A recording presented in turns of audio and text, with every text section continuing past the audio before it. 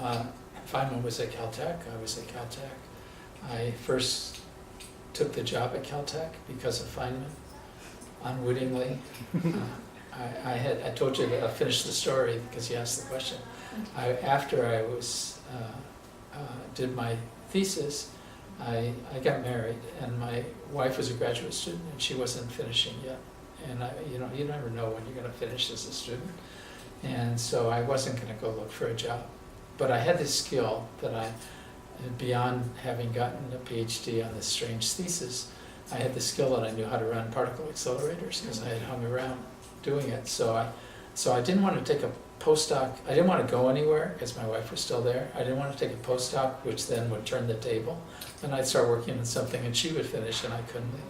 So they gave me a job in Berkeley as an operator on the Bevatron. So I was an operator on the Bevatron, which was perfect. I could quit any time I wanted, and she could finish her thesis, and I got a paycheck.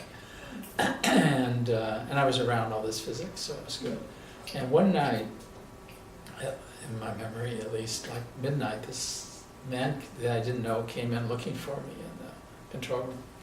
And he introduced himself, and he was from Caltech. And I didn't know why he was looking for me, and I still really don't know why he was looking for me.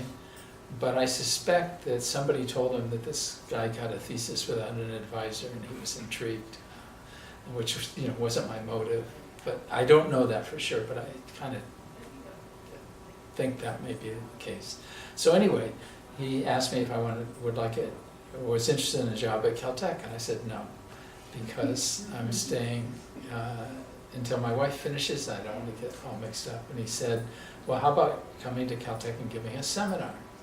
I had never given a seminar anywhere, even in Berkeley, because I had this strange history that I didn't have an advisor that then sent me to a meeting or set up a seminar, so I had never given a seminar anywhere at all. And I thought, oh, that's a great idea. Kind of fun to do. I was passing time anyway, so I would come to Caltech and give a seminar. So I agreed, and I had made up a seminar on my thesis. And I came to Caltech, and I didn't know anything about the campus. The only person I ever met there was him, and I didn't really know him. I wandered into the building where the seminar was and found the seminar room. And people started wandering in, so that was good. And about the time I was ready to give the seminar, Feynman walked in. So he walked in and sat right in the front row in the middle. And I'm sure I was totally intimidated, but I don't remember that part. Instead, what I remember is that I gave the seminar, and then, like all seminars, afterwards, people ask you questions. And so and then they come up, and ask you questions, maybe not from their seat. And he was in that group, and then everybody slowly drifts away, and at the end there was he and he was asking me questions and stuff. And of course, it was the great Dick Feynman. So I went back to Berkeley, and I was my feet were there this far off the ground, and told my wife, if they offer me a job at Caltech, I have to take it, and then I'll tell them I can't come at the right time. That was my creation.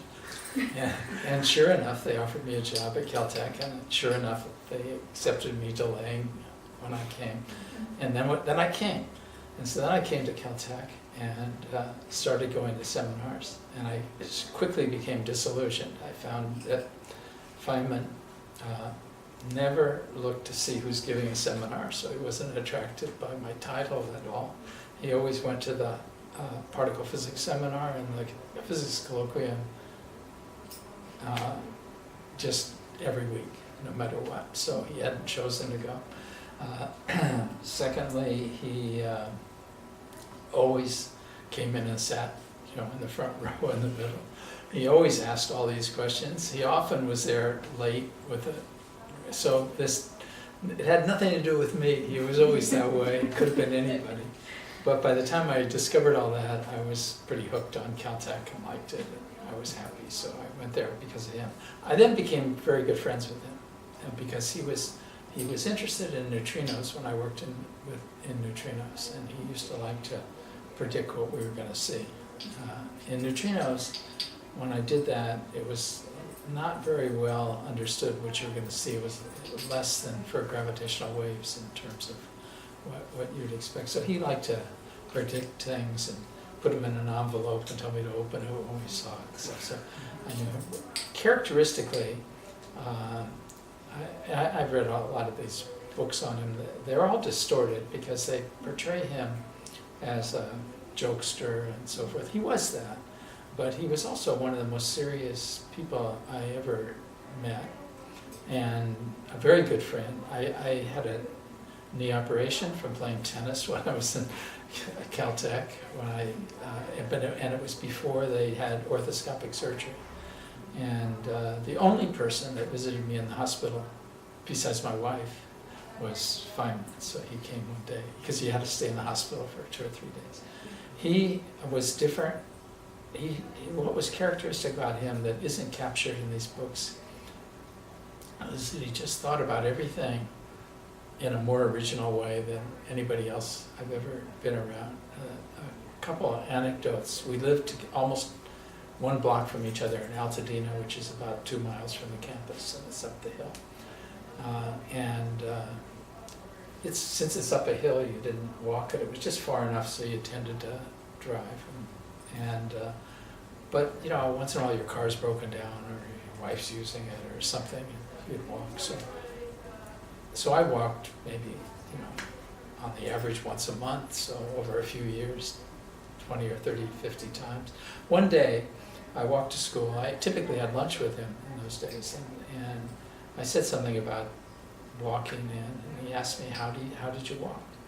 And I walked down Allen, which was the street, and I turned on San Pasquale and walked into the campus for these 2 miles. And he proceeded to tell me the 30 different ways he's walked down and what's on the scene. But this is kind of his way. Everything has to be different. I once went on a trip with him to a meeting, and we went to the airport, and in those days you didn't check in online and all that stuff. You stood in line and had to check in. You were on the counter, and within seconds after we're standing in line, he starts a conversation with somebody in the next line, and it wasn't a beautiful female or something. It was just some person in the next line. And the conversation was, I came and we got in this line, and you came and you got in that line. Did you think that person up there was going to be faster than this person? Or is this the same kind of these are little teeny things, but it's just kind of an ever-going curiosity that's beyond anybody I've ever seen. Anything that's kind of would be mundane to most people, he could make some. And it wasn't just making fun. It's just kind of an ever kind of curious, problem-solving mind. So he was just my main personal reason why Caltech has been great for me was the experience of being around him for 25 years or 20, 25 years.